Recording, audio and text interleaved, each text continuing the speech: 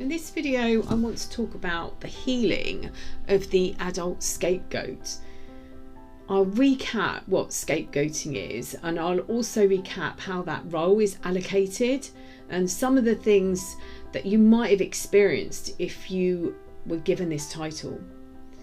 I will also talk about how this affects you as a target over time, and finally I'll give you some tips to help healing the inner scapegoat. Hello and welcome to the Divorce Sanctuary. My name's Elizabeth Goddard. I'm author of Finding Lily and the A to Z of Emotional Abuse. On this channel I talk about healing from emotional abuse and divorcing both emotionally and physically from the abuser, breaking the trauma bonds and healing the original wound.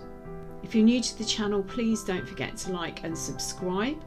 And if you're returning, welcome back and thank you. And thank you so much for all my new subscribers over the last few months. It's been amazing. Thank you for your support.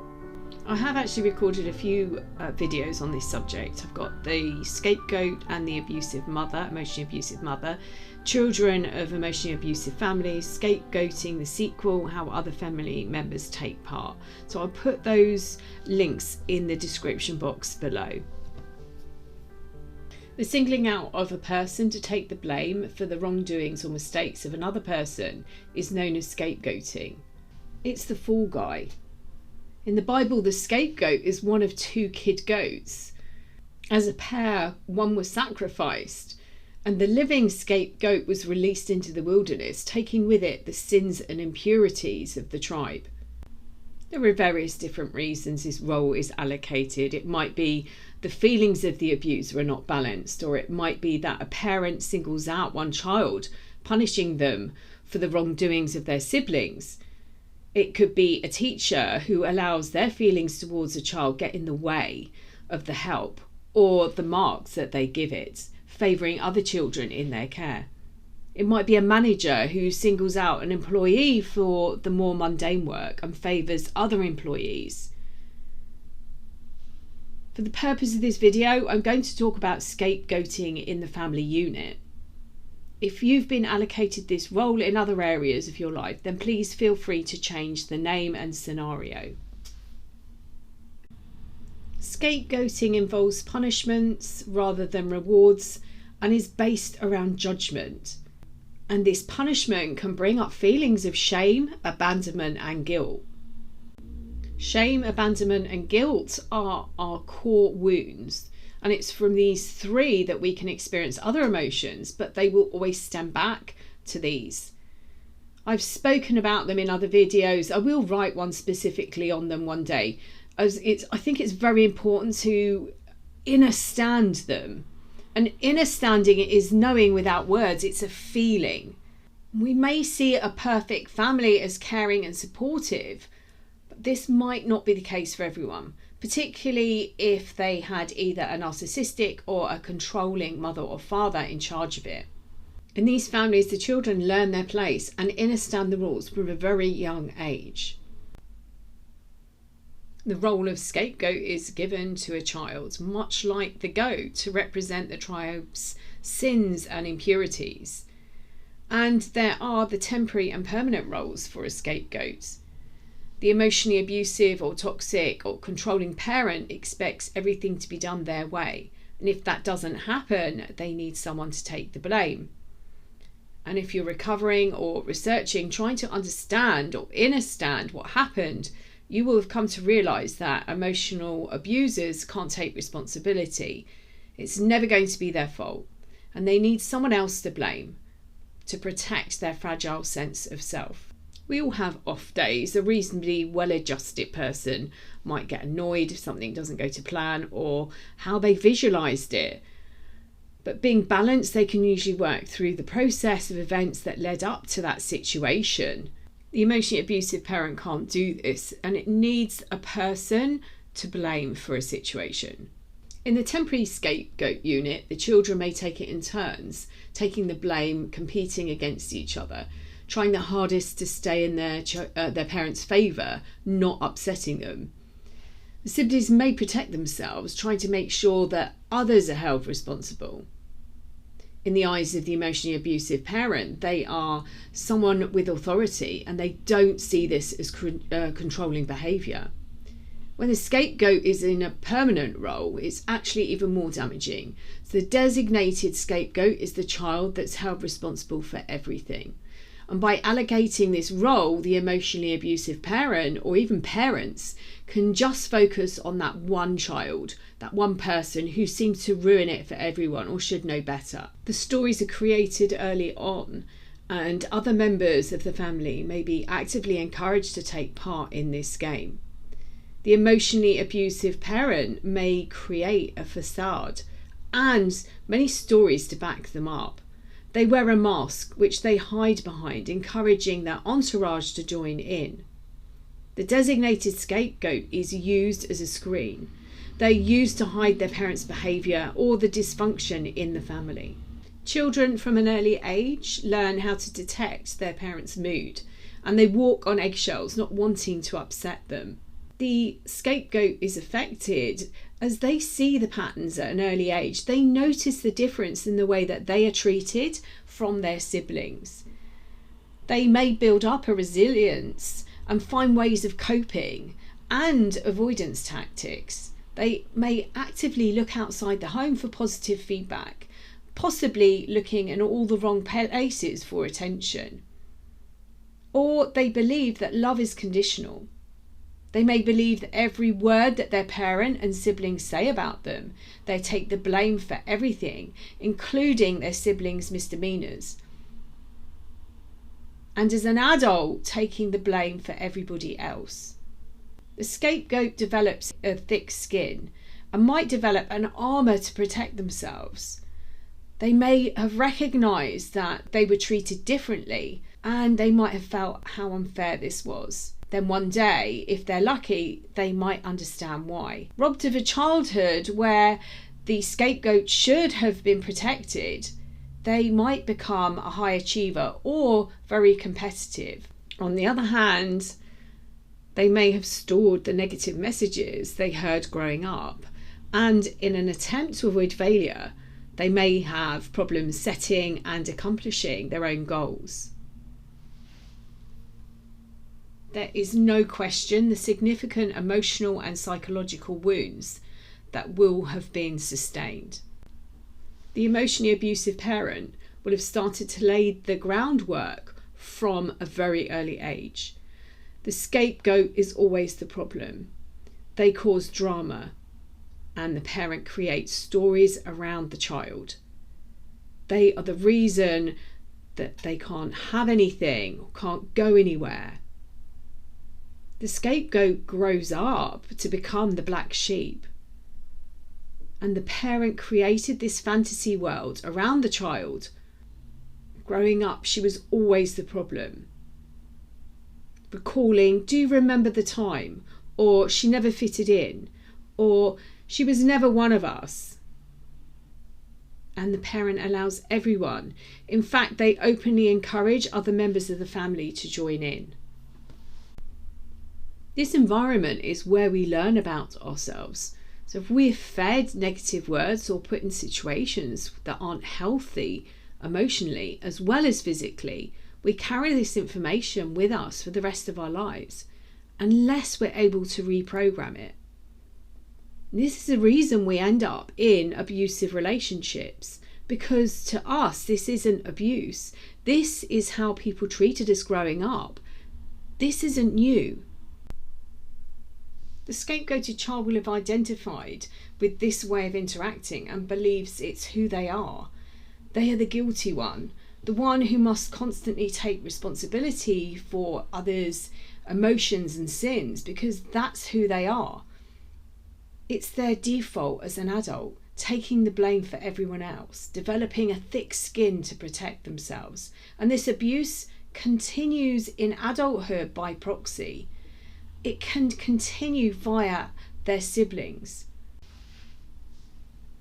The permanent scapegoated child is possibly the only person in the family who saw the toxic patterns and is more likely to seek healing from them.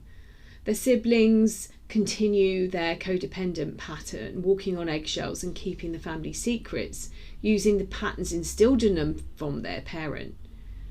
But nobody gets off lightly in these relationships. Even though the parent has a scapegoat, they still play games with the other children because their love is conditional. The narcissistic or abusive parent sees the children as extensions of themselves, and they manipulate each child by changing their roles depending on what their needs are. And the family isn't likely to ignore any threats. They will continue to mount smear campaigns and often use tactics to discredit the adult black sheep. The aging abusive parent keeps playing their games. They continue to control their adult children, turning to them for protection, and because of the rules, the children duly comply. They're not interested in anyone else's reality but their own. They continue to hide behind their false self, avoiding emotions and responsibility. They might become isolated as their supply dries up, and they might spend their days alone, miserable, blaming others. They can't sustain long-term relationships or healthy ones. They may become more critical. They get bored, never happy with what they have. And maybe it's this behaviour that's making you question and wonder if you were the scapegoat. Or it might be that you're healing from a toxic relationship, and as you start to educate yourself, you realise this role was one that you were given. The emotionally abusive parent can't heal their trauma. The people who are understanding and healing wounds are lower down the narcissistic spectrum. The ones higher up on the scale don't see that there's anything wrong with them. In fact, they will tell you it isn't them, it's everybody else. For the covert type, the shallow ways they view themselves has changed, and they find it more difficult to hide their traits. They may show more destructive tendencies, become depressed and anxious. It was a great analogy I heard from Dr. Todd Grundy when I did my video on the aging narc. And he talks about the fighter, the old versus the young fighter, where the younger has youth and energy, the older one has experience. And they may be a bit slower to react, but they have seen more and they have more experience that allows them to anticipate the next action. So in a very similar way, the emotional abuser can do more with less. They're experienced and effective manipulators and are able to develop new techniques. And in the same way that I explain the cycle of abuse and divorcing the emotional abuser, the parent has a bank of knowledge built up on you to trigger you. They maintain the level of manipulation as they leverage the prospect of their own mortality. You might feel sorry for them. You might want to believe that they want to change. You might believe, well, I might as well see this through. You might believe that they will acknowledge that they do love you or apologise for the damage that they have caused. You may have survived your childhood by having some key person in your life who saved you or showed you some attention or saw your uniqueness. And as you wake up to this behaviour, you might notice that the overt parent, the overt emotional abuser, seems to be able to self-soothe, manage their own needs and learn how to self-regulate their emotions. Whereas the vulnerable one seems to come out of this completely differently because they were covert. And now in old age, their lack of self-awareness actually comes to the surface. And it might be a shock for their children when they're demanding attention 24/7, when they're not able to empathise. They become needy and anxious. And they triangulate their children to gain more attention or maintain power and control over the family. And depending on how awake the family is to this behaviour, you won't be able to unmask the abuser to your siblings. Just in the same way that you can't tell someone they're in an abusive relationship, they aren't going to see it. You're unable to do the same in this situation. If you've experienced this type of abuse in a romantic relationship, you may recall having to go through this process of understanding the dynamics, the fake reality. You may have to do this with the parent as well, realizing that the person who had sole responsibility of you, who was there to protect you as a tiny baby, was in fact your abuser. And this can be particularly hard. You may experience cognitive dissonance. Mothers are supposed to protect their children, or why your father or father figure didn't protect you from the abuse, or the other way round. And your siblings might have to do the same in their own time. If you realise this was your family dynamic, it's time for you to let go of the trauma, to forgive them for what they have done to you. In the Garden of Gethsemane, Jesus said, "Forgive them, Father, for they do not know what they are doing." Your family are repeating patterns from their childhood, from the trauma that they experienced. Now, this doesn't make it right, but now is your chance to break that cycle. Once you can heal the wounds, your original wounds, they have no power over you. And as much as you may want to help them, unless they can see what they're doing is wrong, you can't. And they will remain trapped children. You can choose who is in your life and how they affect your energy, how you allow them to interact with you and affect your life and your relationship with others. In my book, The A to Z of Emotional Abuse, I have a chapter called Children Are Sponges. And between birth and around about 7 or 8 years old, we live in a theta state, which is a hypnotic state. So everything we see and hear, we believe to be true.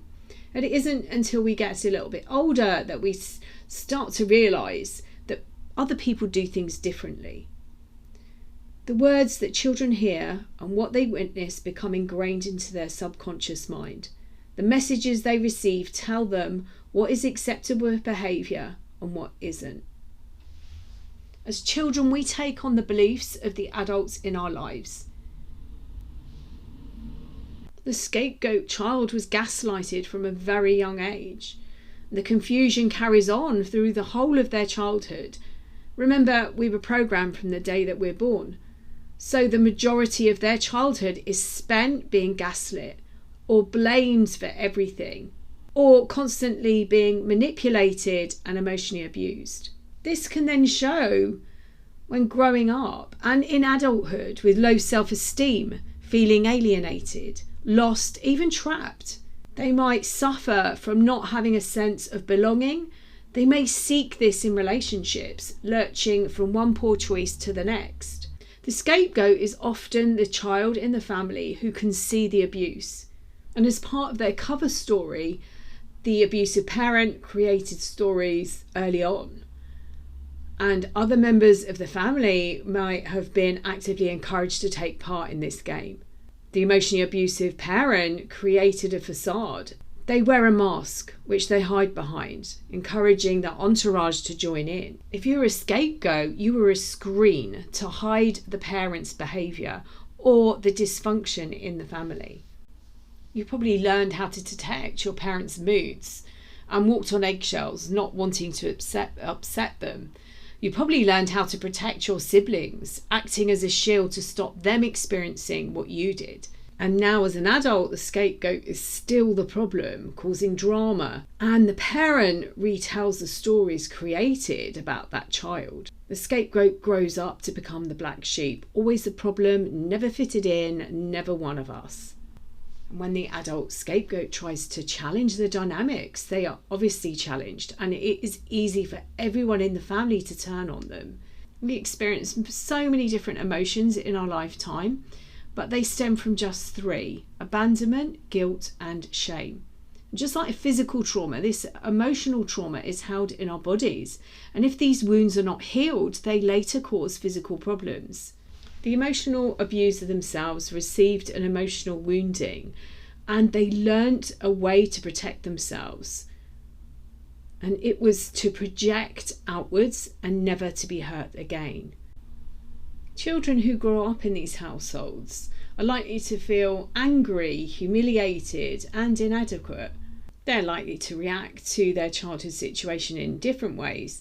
They might pussyfoot around the abusive parent, unaware of why they behave the way they do, but only aware on a subconscious level that they need to protect themselves. And even though the parent has the scapegoat, they still play games with their other children. Their love is conditional. And if the scapegoat adult tries to challenge the dynamics, or even as a child, they are obviously going to be challenged. And it's so easy for everybody in the unit to turn on them because the parent had worked so hard to make sure that they would be judged. And the family isn't likely to ignore the threat. They will use tactics to discredit the black sheep. And this often has a ripple effect. And if the parent has done a good job, the attacks will also come from the in-laws and other family members. So the stories, as you would with any tribe, are told and passed on generation to generation. And so the siblings, in their effort to protect the abusive parent, continue the stories as they relay them in a tribe-like fashion to their partners and their children. The aging narcissistic parent keeps playing their games and continuing to control the children. If you recognise this dynamic, with help and support, you too can ultimately bloom, firmly planting your feet in a life of your own making. Finding and healing the wounds, you can move on and have really healthy relationships. You will have heard of some of the different tactics from healing from a romantic abusive relationship, no contact or great rock, and don't tell the abuser who you believe they are. You may want to challenge some of the dynamics, but remember, your parent has worked hard to make sure that you would be judged and challenged. So you might want to point out the behaviour to your siblings, but unless they can see the patterns and acknowledge the abuse and heal their own wounds, they will be triggered by an event and they'll revert back to the abuser. If you are the scapegoat, you've been labelled the one who causes trouble. And just in the way that if you tried to highlight to a new supply who the abuser is, it's exactly the same. You're going to be the crazy one. You've always been the one that caused the problems. If your siblings can't see the abuse, they're still programmed to protect their parent. They're still running the program that will get their needs met for conditional love. They're still feeding the parent's fragile ego. But as I said, it isn't all doom and gloom. You can move on and have some really healthy relationships.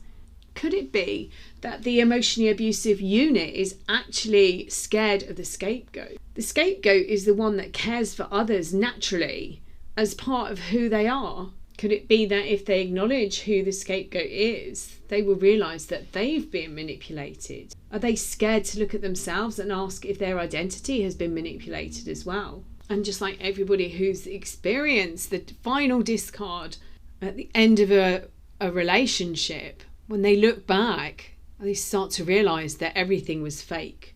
If you resonate with the scapegoat, you need to change your label to empath. You want to heal the inner scapegoat. Think about finding someone that can help you heal the wounds and help you change those labels over. Help you unpack your gifts and show you who you are, not the bad person that you were labelled. As a scapegoat, you might carry a sense of worthlessness. You might carry guilt and responsibility for other people's sins. These were projected onto you as a child. But rather than being cast out into the wilderness, you were kept in the tribe and you were laden with the insecurities of the other tribe members, but mainly the abusive parent. Start to look at the patterns. When you're ready, you too can heal the original wounds from your childhood and become the person that you're born to be.